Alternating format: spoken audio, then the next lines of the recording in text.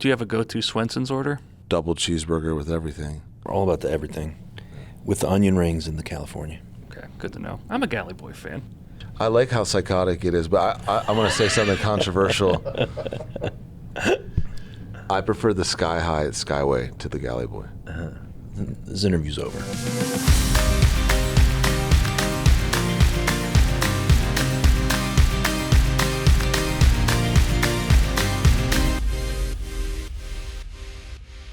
Jeff, I wanted to ask, how did this project come about? Is it something that Dan and Patrick brought your way, or is it just a topic that interested you, and how did you convince them to join in? The film's producer, Carter Little, is actually friends with Patrick, and so that was how I first met them, and Carter was kind of the driving force behind it. But I interviewed them for a series called Soundbreaking about 8 years ago, went down to Nashville, and, that was the first time we met, so... Where did all of this footage come from? It's early 2000s. Not everybody has a camera phone, but there's so much going on.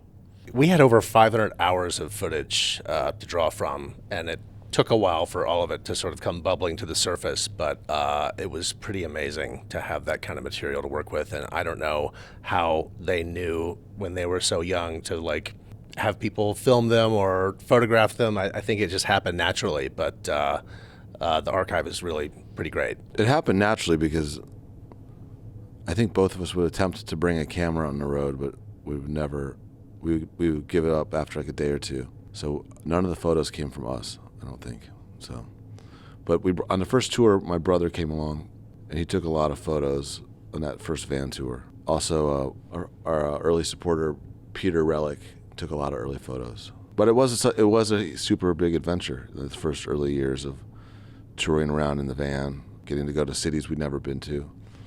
But it's cool to see all that stuff because we hadn't seen it ever, most of it. A lot of the footage of you in the vans is pretty compelling stuff. Mentioning we're just, in a van together for 12 hours a day. Yeah, that's that the band life when you first get going. It's that existence we did for, it was pretty much 6 years of that. 6-year sentence. Your day consists of basically waking up at 7:30 or 8:30 and driving for 6 to 8 hours, and then being in the worst possible building you can imagine, with usually no toilet seat, no toilet door, and doing it every day. When I started the film, we created this spreadsheet of all their concert dates and all their tours. And we were scrolling through it, and it's just you kept scrolling, and each line was a night they performed, and it was just kind of astonishing to see. Just my wrist was getting sore, just scrolling down. So there's a website called concertarchive.org, and I've looked at it before, and it's missing easily 150. I remember all the shows, but it's missing a lot of shows, early shows. But yeah, it's a blur, But that was what the thing was. That's what the deal was. If we hadn't gotten in the van and done it, no one would know about the music, Because at that time it was, the internet existed, but there weren't really blogs that people were reading, and there was no social media. So it was it all came down to having to get to the city and the local weekly kind of hopefully writing you up, and the local record store clerk telling people in the city to go to the show, and we just kept hammering on it. But that was the only way to kind of make your band popular that we knew of. In rock documentaries, or we just talk about bands in general, that have lasted a long time, they inevitably get compared to a marriage. But this time around, since it's just the two of you, I feel that comes up even more frequently and is even more apt. Is that something that you guys had really thought about and interrogated before this documentary? And what kind of challenges come with being a duo? I think the duo, it is the kind of magical musical ratio. When we started the band, that we included our friend Gabe in the band early on, and he left quickly before we even got halfway through recording the first album. And I think the smartest decision we made was him leaving and us not replacing him. Being in a band is you can easily compare it to any sort of long-term relationship, and it is all about trying to figure out how to stay on the same page, how to like know when to step in when you have to, and how to step back when you should, and how to read the room. There's a point in the documentary where Patrick, you look so tired and just like burnt out, and then in voiceover and interview you say like, I was about to turn 30. I'm like, only 30? Jesus. You guys went through a lot like in your 20s, and I was wondering, when putting together this documentary for the two of you and Jeff, how did you choose to balance kind of the personal tribulations with professional development throughout the years? I mean, the professional development is their music, and that was always like the most important thing to me, was to let their music tell the story as much as possible, because my job as a filmmaker is to try to render them as characters that the audience can connect to, and their music really helps do that so much, because if you want to know what they were thinking and feeling at any moment in their career, just like listen to their songs. When I watch the film and I see that stuff, I mean, I think well-needed reminder of just what it was like prior to us hitting our super successful period of time. I have a tendency to block it out because it was really difficult. It was really exhausting. The amount of time we sat. I mean, we just weren't making much money. We never thought to prioritize like taking care of ourselves. It was more about the necessity to get to a place, how to figure out how to like do it without spending all of our money, and so that we could come back and like pay for our house. And like, I don't know, man, it was brutal. And like us, for a portion of time, Dan was also doing that as a father when we were still grinding really hard.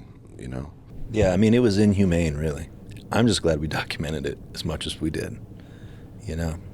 But the thrill for me was just like, you get to know them in the film, and then you see they go through this rough patch where they thinking about splitting apart, and then they go into the studio and they make brothers, and you feel like you're seeing art emerge from life in a way. You just feel like that the music on that album, it's like everything they're going through in their lives, it's like coming through in the music, and that to me is like the thrill of the movie.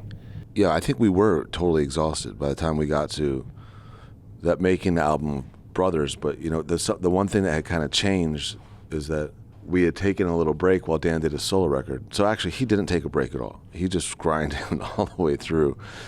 But what happened was we got invited to go to New York City in the summer of 2009 to work with Dame Dash to kind of make a hip hop rock and roll collaboration album. But the main thing there was that we got to go to New York and stay in a hotel and enjoy the city and work and not have to worry about touring it, not have to worry about any other sort of pressure. It was really, the focus was on creativity, and that was really the first time we experienced that, where it wasn't like the economics of making the album and then how we were going to go tour it and how much time we're going to be away from home. It was just about making that album and having that creative experience, and we parlayed that right into recognizing what was happening and going straight from there essentially down to Muscle Shoals to make Brothers. And I wanted to ask you guys about your relationship to Northeast Ohio, because you've encountered something that a lot of very talented, successful people encounter, in which like you love your home, but you might be getting, I don't know, too big for it. Like there are opportunities elsewhere. What is it like to kind of move on from Ohio, and why do you feel that you still rep Akron so hard? I mean, it's just such a part of who we are. I think there's maybe a particular smart-ass kind of sense of humor up there that we feel comfortable around, But, I mean, there were also some musical heroes from the city, Chrissy Hine and Devo and the Cramps, and there was this very cool scene in the 70s that happened also, Stiff Records. It's like there were glimpses of hope, you know what I mean, in a city that was otherwise kind of beaten down. And we definitely clung to that, Pat definitely, maybe more than me, because he was really obsessed with Devo and the history of Akron music, and it helped us very early on. It propelled us, you know what I mean? And I think it was really good. And we're proud to say that we're from Akron. we love Akron. You know, our family's still there, and it's a special place for us. Don't forget Joe Walsh too. Yeah, and Joe Walsh, absolutely. There's lots of eccentrics. There's just in Akron and Cleveland. But yeah, you know, it got to a point where for me, I was like, when I thought about Akron, in my 20s and teens, I just had like so much optimism of like, this place could be this. And at a certain point, I watched friends open businesses that just didn't get patronized. I watched all kinds of stuff. Just the optimism started kind of fading for me, and that's when I needed to get out of there. And so I went to New York City for a year, and then Dan moved to Nashville, and I followed him there. But you know, I still love going back there, but I do think it's a hard place to live. But there are so many of our favorite cities that are like that. Oh, yeah. In the Rust Belt too. You know, it's just like, it's not the only city like that. No, I mean, we love Milwaukee. I think we've decided it might be our favorite city. Yeah, I've always thought that like early 2000s Akron was like kind of a poor man's like early 90s Seattle in terms of cultural influence. Like instead of like Nintendo and grunge, there's That's like what we tell ourselves. Rubber and Black Keys. I mean, it was a lot of fun back then in the sense that the Depression hadn't hit in. I mean, we used to we rented a rubber factory, made a record there, but eventually all of our friends started kind of moving away or whatever. It just kind of, you know, I guess also, you know, when you I moved away at age 29, and I think what sparked that for me was I went through a divorce, and I just was like, I just have to start over. Hopefully on a lighter Akron note, do you have a go-to Swenson's order? Double cheeseburger with everything, or cheeseburger with everything. I think we're both kind of anti-galley boy. Yeah, we're all about the everything, with the onion rings and the California. Okay, good to know. I'm a Galley Boy fan. I just like the That's olive. too much shit on a burger. There's tartar sauce and barbecue sauce. That's too much. I like how psychotic it is, but I'm going to say something controversial. I prefer the Sky High at Skyway to the Galley Boy. This interview's over.